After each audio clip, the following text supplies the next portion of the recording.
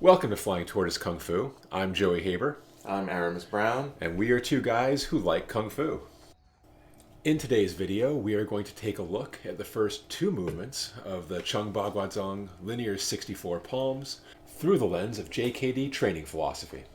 So at the JKD Unlimited Academy under Burton Richardson, we mostly take the intended technique and apply them through a series of games to see how likely you are to execute the technique under pressure and resistance. The two movements from the Cheng 64 that we'll examine today are the step forward palm thrust and lion rolls ball.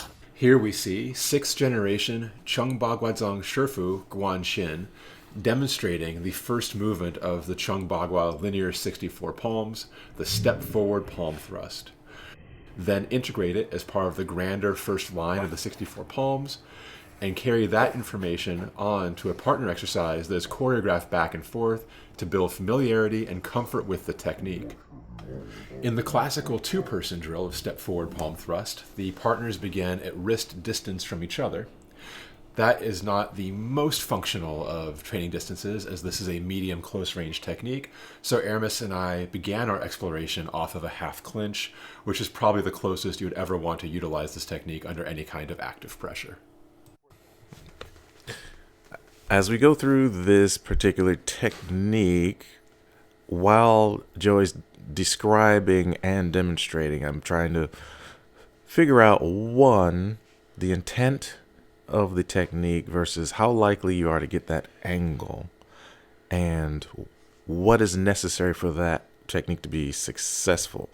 So here in this video, we start to see the angle of attack needing to be at the shoulder underneath the armpit, and the upper pressure required to make the technique work is effective if you can get into that position. Where there may be some challenge is, in fact, getting to that necessary position. So there is definitely a functionality to the amount of leverage and power that you can get from that posture. However, the main challenge seems to be getting to the position in the first place. There are instances where it's possible, but not as likely as I would like it to be. As we conclude our look into the step forward palm thrust, Aramis and I are going to grade this technique based on our three criteria of distancing, functionality, and radness. For distancing, it's pretty clear this is not a distance technique. No, this is clinch, pummel range at best. Yeah, you got to be pretty close and intimate to get anything off this one at all. No one is fast enough to use this from far away. No. It's not going to happen. Now, for functionality, God knows I've tried to use this one. It's the first movement of the form. I would love to say this is a thing that I can just bust out my back pocket when I'm playing with folk. It's not. No. For me, I've got to give it a 1 or a 2 on functionality. Now, you mentioned that there might be other applications for jiu-jitsu. Yes, I have actually performed a technique, depending on who you ask, called a float choke or a tuck choke that requires you, from side control, to wedge your elbow underneath the other person's elbow, and you're kind of pinning them by their tricep. And the movement is very similar to what we're doing here. So for jiu-jitsu, there is a very close similarity in you being able to do something like this. We should probably record that later. Yeah. Okay. So the basic premise of it is, if you're here, like a lot of times, like I'm trying to like take this arm or something like that. Someone tries to snatch it away. Yeah. So what happens is I'll wedge. Oh, interesting. Into this nice little choke. Right. And so where the pressure is I get you folded up this way, and this is the choke. If I could be mean or mean while I do that, but it's just a. It's that same kind of slip. Yeah. Yeah. And it's just like, and there's just all different kinds of ways. So like, even if you're like, I'll do a thing where like I'm making you think I'm gonna do this. And you're like, okay, and I'll just go right back. Oh, nice. And it's just a nice little hee. Or like I'll be Yeah. like down here, like get in your arm, and then like you fight your arm out. I was like, okay, fine. Yeah. I'll just come right back down here. And I can just weave. And just keep weaving like that. It's that same kind of lifting It's that same through the side body. through the Yeah. and because really, that's the pressure. Right. And I just rotate it around. Yeah. And it's just like as long as I can get to this space eventually, I have it. Right. And so what happens sometimes the guys are extra tight. Yeah. We'll be like right there. Yeah. So then it's just like elbow to elbow. And then Same kind of I pride. just lean into that. But it's always so a lot of times I'll start this way. Like I'll be like, oh, I'm gonna grab your foot. Yeah. But it's that same Right. There's that Bagua guard even. Yeah. Yeah. Oh, that's cool. What would you grade this one for jiu-jitsu? Just utilizing the mechanics of it. It's actually one of my favorite things to do. So Really? I'd actually rate it pretty high. So this could be like a 1-2 standing, like a 4-5 for groundwork. Yes. Excellent. And in terms of radness, if you could land this standing, how awesome would you feel about yourself just then? I'd feel pretty rad. Yeah? So maybe if you can do it, If just you can do it. 5? Yeah. Sweet. So we got a close middle distance technique with a 1-2 standing, 4-5 from the ground, and a 5 on radness if by some miracle you manage to pull it off. Exactly. Excellent. Once more, we see Shifu Guan demonstrating from the linear 64 palms of Cheng Bagua.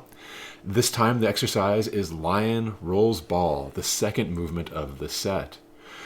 Again, Guan is going through the classical pedagogy of demonstrating the technique on the line drill as an aspect of the form, and then carrying it off to a choreographed two-person exercise designed to build fluency through the shape. So here in this technique, the lion rolls ball, it immediately became clear to me that this would be fantastic for clinch work. In JKD, there are several techniques for getting out of a clinch. Some are similar to this. However, this particular method involves a focus on I would say more focus on ground up energy, and you'll see that the first couple times I do it, I'm doing it the traditional way that things are taught here. Like I'm just rotating and just trying to shove my elbow down, whereas when I make a correction of actually controlling my hip and feet and spinal alignment, the technique is actually far stronger than when I first attempt. This is one of the techniques that just is naturally readily available and quite frankly very easy to execute from the clinch position, and it's almost impossible to resist if you're trying to force someone into a clinch. If they know this technique, they can easily kind of break out of the clinch, and it opens itself up to other avenues as follow-up techniques. Yeah, it's a wonderful technique for breaking the initiative of your partner and then building your own in that transition. And you can see in that last little bit, as I'm breaking Aramis's clinch, I am also temporarily locking and controlling his arm and threatening his wrist. And so there's a lot he's got to pay attention to, where just a moment ago he was in clinch and just real happy about having me there. It's a lovely reversal technique. And again, just to reiterate what Aramis said, very smooth and easy to find. What I think is fascinating about the lion rolls ball in particular is how different the practical execution is from the presentation of the form. And this is a place where Gong Fu practitioners run into trouble, and where Gong Fu in general gets a bit of a bad rap. People assume the forms are more than a Rolodex canonization information, and instead a repository of functional combat ideas as they're presented. Mm-hmm. They're not. the forms hold the ideas, they hold the concepts in an easy to remember format. They then require you to take them out of that context to make them a thing is actually applicable in any kind of active response setting. Exactly. This is a anecdote that's passed down from a few teachers I've had over my lifetime, in that, the first generations of an art form are fighters, and then their students less so, and then their students less so, their students less so. So you kind of lose the fight in the martial art over time.